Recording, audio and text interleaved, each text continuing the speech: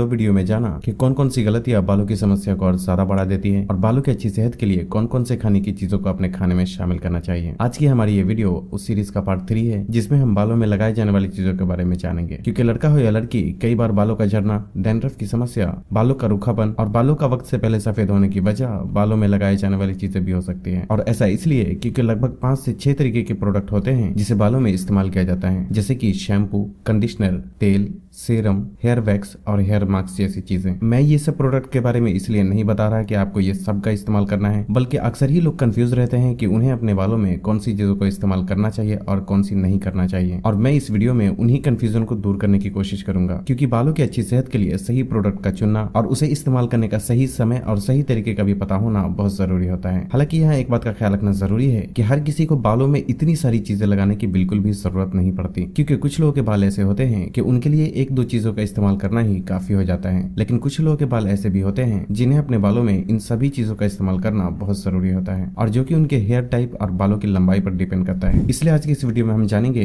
कि बालों में कौन कौन सी चीजों को कब और किस तरह लगाना चाहिए, इन चीजों के क्या क्या फायदे और क्या नुकसान हो सकते हैं, और लड़के और लड़कियों में किन लोगों को अपने बालों में कौन सी चीजों का इस्तेमाल करना चाहिए। शुरू करते हैं नंबर 1 यानी बाल धोने से। बालों में शैम्पू कब, कैसे और किन लोगों को लगाना चाहिए। दोस्तों, बाल धोने के लिए शैम्पू एक बेहतर ऑप्शन हो सकता है, और इसलिए हर किसी को बाल धोने के लिए साबुन के बजाय शैम्पू का ही इस्तेमाल करना चाहिए। लेकिन अक्सर गलत तरह के शैम्पू और बालों में शैम्पू करने का तरीका गलत होने की वजह से अक्सर ही शैम्पू ही बाल झड़ने और बालों से जुड़ी दूसरी समस्याओं का कारण बन जाता है। इसलिए शैम्पू सही होने के साथ साथ उसके इस्तेमाल करने का भी सही तरीके का पता होना बहुत जरूरी होता है। दोस्तों, शैम्पू का कोई भी इस्तेमाल कर सकता है और इसका काम होता है सर में और बालों में जमी गंदगी को साफ करके बाहर निकालना, बिल्कुल उसी तरह जिस तरह से फेस वॉश चेहरे से धूल, मिट्टी और पोल्यूशन को बाहर निकालता है। लेकिन यहाँ ये बात का भी ख्याल रखना जरूरी है कि जिस तरीके से चेहरे की स्किन हर किसी के अलग अलग होती है, उसी तरह बालों में भी 3 अलग अलग तरीके के टाइप्स होते हैं, जो कि नॉर्मल, ड्राई और ऑयली हेयर टाइप्स के नाम से जाने जाते हैं। लेकिन यहाँ समझने वाली बात यह है कि जिन लोगों के हेयर टाइप्स ड्राई होते हैं उनके सर की ऊपरी त्वचा और बाल पहले से ही रूखे सूखे होते हैं। इसलिए ड्राई हेयर टाइप वाले लोगों को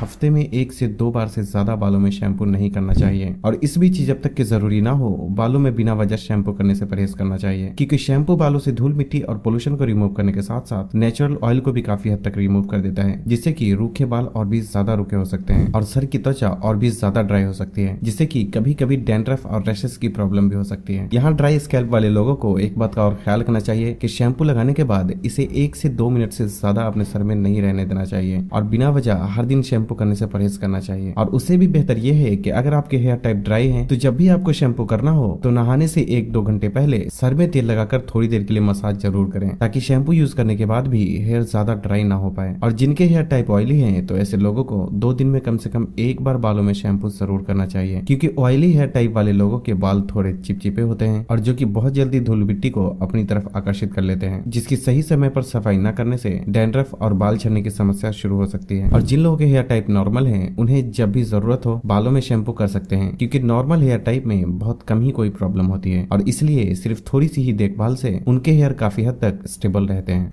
अब बात आती है कि किस तरीके के शैम्पू का इस्तेमाल करना चाहिए। दोस्तों, मार्केट में मिलने वाले ज्यादातर शैम्पू में टॉक्सिक केमिकल का इस्तेमाल किया जाता है, जिसके लगातार इस्तेमाल से खुद शैम्पू ही बालों की समस्या का कारण बन जाता है। इसलिए कोई भी शैम्पू खरीदने से पहले डब्बे के पीछे लिखे इंग्रेडिएंट्स लिस्ट को चेक करना बिल्कुल भी ना भूलें, और अगर उसमें SLS यानी sodium lauryl sulphate, paraben, perfume, alcohol, artificial colour और ट्राइक्लोसिन जैसे केमिकल का इस्तेमाल किया गया हो तो ऐसे शैम्पू को बिल्कुल भी ना खरीदें। वैसे तो आप किसी भी कंपनी का केमिकल फ्री शैम्पू का इस्तेमाल कर सकते हैं, लेकिन अगर सस्ते में अच्छी क्वालिटी के शैम्पू की बात की जाए तो खादी कंपनी का आंवला और भृंगराज शैम्पू मार्केट में मौजूद one of the best shampoo है, क्योंकि इसे मैं खुद काफी टाइम से इस्तेमाल कर रहा हूँ और ये दूसरे शैम्पू के मुकाबले ज्यादा बेहतर तरीके से काम करता है। ये बालों की अच्छी तरह सफाई करने के साथ साथ झड़ते हुए बालों को रोकने में भी काफी हद तक मदद करता है। लेकिन यहाँ एक बात का और ख्याल रखना जरूरी है कि खादी कंपनी के बहुत से डुप्लीकेट शैम्पू भी मार्केट में आ चुके हैं, जो कि कपड़ा धोने वाले साबुन से भी ज्यादा बदतरीन होते हैं। और ये मैं इतनी यकीन के साथ इसलिए बता रहा हूँ क्योंकि 1-2 बार मेरे पास भी खादी कंपनी के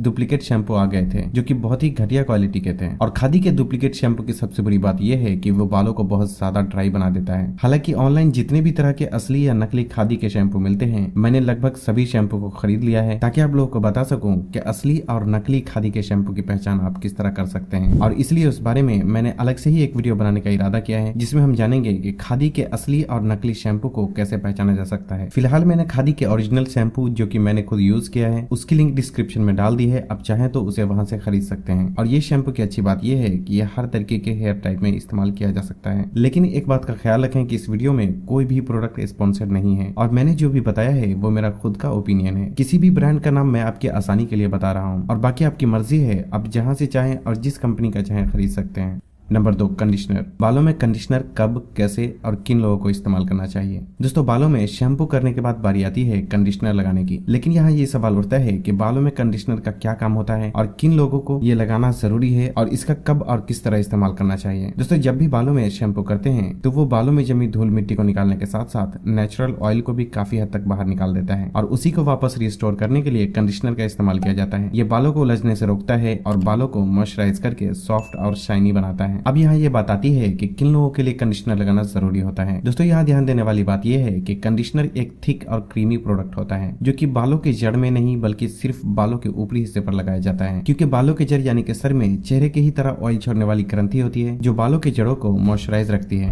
लेकिन लंबे बालों के ऊपरी हिस्से तक नेचुरल ऑयल नहीं पहुंच पाता, इसलिए इसे बाहर से मॉइस्चराइज करना जरूरी होता है। और यही वजह है कि लड़का हो या लड़की, जिन लोगों के बाल लंबे होते हैं और अक्सर ये ड्राई होकर उलझने लगते हैं, तो ऐसे लोगों के लिए कंडीशनर लगाना ज्यादा जरूरी होता है, जबकि जो लोग छोटे बाल रखते हैं उन्हें अक्सर ही कंडीशनर लगाने की जरूरत नहीं पड़ती। अब ये सवाल उठता है कि कंडीशनर को कब और किस तरह इस्तेमाल करना चाहिए। दोस्तों, बालों में कंडीशनर करते समय कुछ बातों का ख्याल रखना बहुत जरूरी होता है। सबसे पहले तो कंडीशनर लगाते समय बाल ना तो बहुत ज्यादा गीला होना चाहिए और ना ही बहुत ज्यादा सूखा, जिसका मतलब है कि बालों में शैम्पू करके पानी से अच्छी तरह धोने के बाद बालों को टॉवेल से ऐसे पोंछना चाहिए बाल से टपकने वाला एक्स्ट्रा पानी निकल जाए और बाल ना तो बहुत ज्यादा गीला और ना ही बहुत ज्यादा सूखा हो। उसके बाद हाथों में जरूरत के हिसाब से कंडीशनर निकालकर उसे अपने बालों की जड़ का 1-2 इंच छोड़कर बाकी के बालों पर ठीक तरीके से लगा लें। और अगर आपके बाल बहुत ज्यादा लंबे हैं तो उंगली की मदद से उसमें कंघी करने की भी कोशिश करें ताकि कंडीशनर को अच्छी तरीके से बालों में लगाया जा सके। कंडीशनर को बालों में ठीक तरीके से लगाने के बाद इसे 2 से 3 मिनट तक लगा रहने दें और उसके बाद पानी से अच्छी तरह धोकर इसे साफ कर लें। और अगर बात की जाए कंपनी की, तो आप किसी भी कंपनी का कंडीशनर लगा सकते हैं जिसमें कम से कम केमिकल का इस्तेमाल किया गया हो। और आपकी आसानी के लिए मैं कोशिश करूंगा कि ऐसे कंडीशनर की लिंक डिस्क्रिप्शन में डाल दो।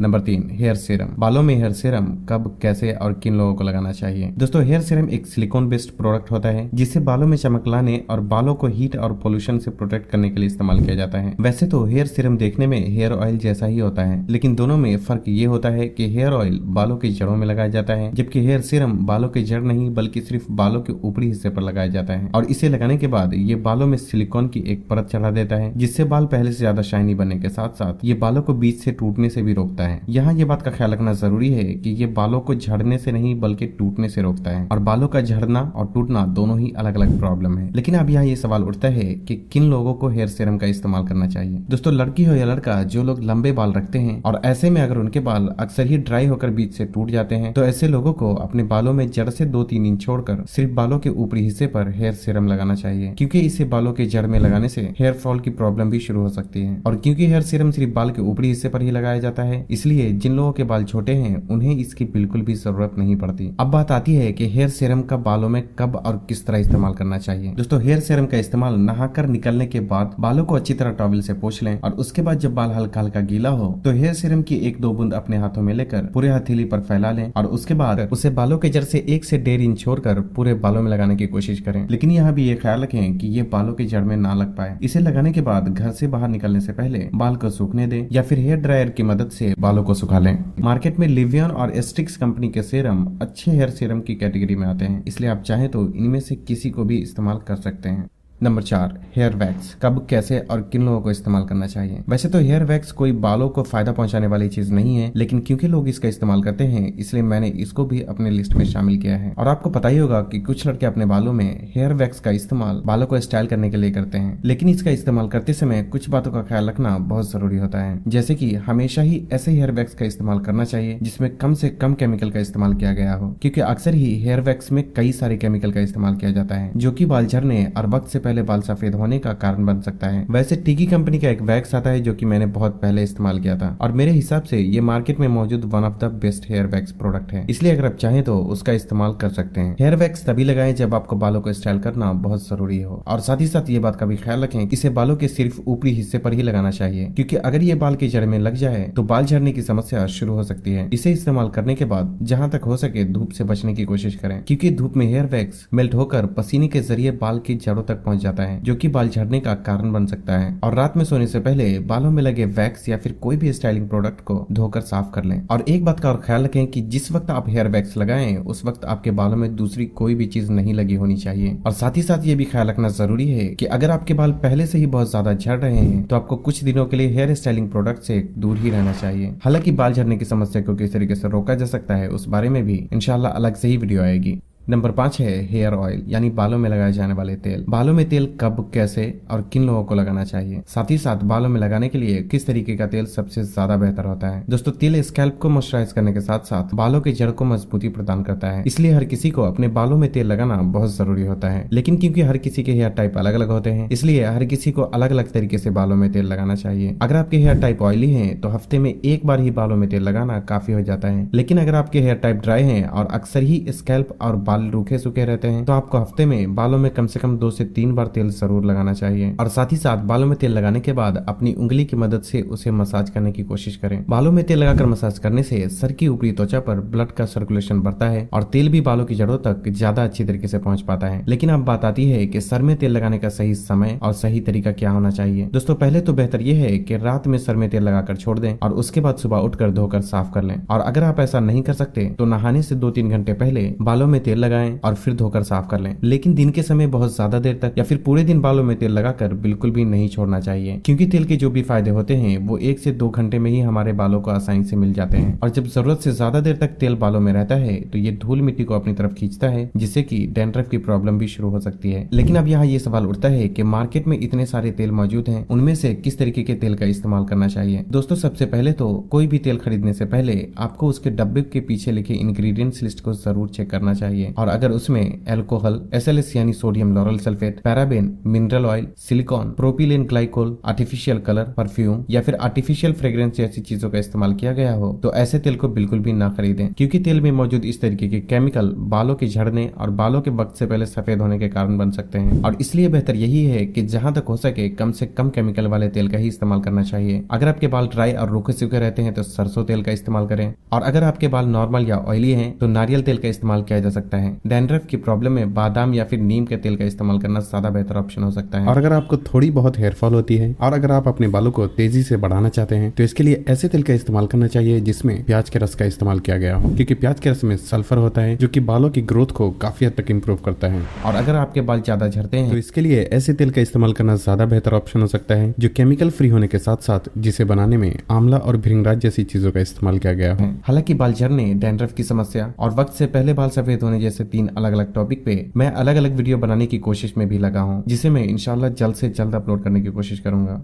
नंबर 6 है हेयर मास्क। बालों में हेयर मास्क कब, कैसे और किन लोगों को लगाना चाहिए। दोस्तों, हेयर मास्क हेयर कंडीशनर के ही तरह होता है, लेकिन ये कंडीशनर के मुकाबले ज्यादा गहराई से बालों की कंडीशनिंग करता है। हेयर मास्क ड्राई, डैमेज और फ्रीजी हेयर को रिपेयर करने के साथ साथ ये बालों को पहले से ज्यादा स्मूथ और सिल्की बनाता है। इसका इस्तेमाल ऐसे लोगों को करना चाहिए जो अक्सर बालों को कलर या स्ट्रेट करते रहते हैं, क्योंकि बालों को स्ट्रेट करने और कलर करने में जो बाल डैमेज होते हैं उसे कुछ हद तक हेयर मास्क रिपेयर करता है। इसका इस्तेमाल वो भी कर सकते हैं जिनके बाल ड्राई होकर ज्यादा उलझने लगते हैं। अब सवाल ये उठता है कि इसका इस्तेमाल कब और किस तरह करना चाहिए। इसके लिए बालों को शैम्पू करने के बाद पानी से अच्छी तरह धो लें और उसके बाद टॉवल से बालों में मौजूद एक्स्ट्रा पानी को पोंछकर साफ कर लें। और जब बाल थोड़ा थोड़ा गीला हो तो जरूरत के हिसाब से हेयर मास्क अपनी उंगली पे लगाकर उसे बालों के जड़ से 1 से 1.5 इंच छोड़कर पूरे बालों में लगाने की कोशिश करें। लेकिन क्योंकि हेयर मास्क डीप कंडीशनिंग करता है, इसलिए अगर आपके सर में किसी भी तरीके की इन्फेक्शन, डैंड्रफ या सूखापन रहता है तो इसका इस्तेमाल स्कैल्प यानी बालों के जड़ों में भी किया जा सकता है। इसे पूरे बालों में लगाने के बाद बेहतर है कि इसे 1 मिनट तक कंघी करना चाहिए, ताकि हेयर मास्क बालों में बराबर मात्रा में हर जगह लग जाए। और 15 से 20 मिनट तक उसे यूं ही लगा छोड़ दें। और जब 15 से 20 मिनट हो जाए तो धीरे धीरे इसे पानी से धोकर अच्छी तरह साफ कर लें। ख्याल रखें कि जिस दिन आप हेयर मास्क लगाते हैं उस दिन आपको बालों में कंडीशनिंग करने की बिल्कुल भी जरूरत नहीं है, क्योंकि हेयर मास्क भी एक कंडीशनर की ही तरह काम करता है। हेयर मास्क का इस्तेमाल हफ्ते में ज्यादा से ज्यादा 2 बार किया जा सकता है, नहीं तो हफ्ते में 1 बार भी इसका इस्तेमाल करना काफी हो जाता है। हेयर मास्क का इस्तेमाल छोटे और बड़े दोनों तरीके के बालों में किया जा सकता है। खासकर ऐसे लोगों को इसका इस्तेमाल करना चाहिए जिनके बाल सूखे सूखे और ड्राई रहते हैं। यहाँ इस पूरी वीडियो को देखने के बाद एक बात समझ में आती है कि जिन लोगों के बाल छोटे हैं उनके लिए शैम्पू और सर में तेल लगाना काफी हो जाता है, जबकि जिन लोगों के बाल बड़े हैं बाकी चीजें वो अपनी जरूरत के हिसाब से इस्तेमाल कर सकते हैं। मैंने वीडियो में जो भी बताया है आपकी आसानी के लिए उनमें से अच्छे क्वालिटी के प्रोडक्ट की लिंक मैंने डिस्क्रिप्शन में डाल दी है, जिसे आप चाहे तो वहां से खरीद सकते हैं, नहीं तो ये आपकी मर्जी है कि आपको जिस कंपनी का ठीक लगे और जहां से आप चाहे खरीद सकते हैं। अब हम अगली वीडियो में जानेंगे कि खादी कंपनी के असली और नकली शैम्पू को कैसे पहचाना जा सकता है, क्योंकि ऑनलाइन ज्यादातर लोग खादी के नाम पर नकली प्रोडक्ट ही बेचते हैं। बाल झड़ने, डैंड्रफ की समस्या और वक्त से पहले बाल सफेद होने के बारे में जो मैंने वीडियो बनाने के बारे में बताया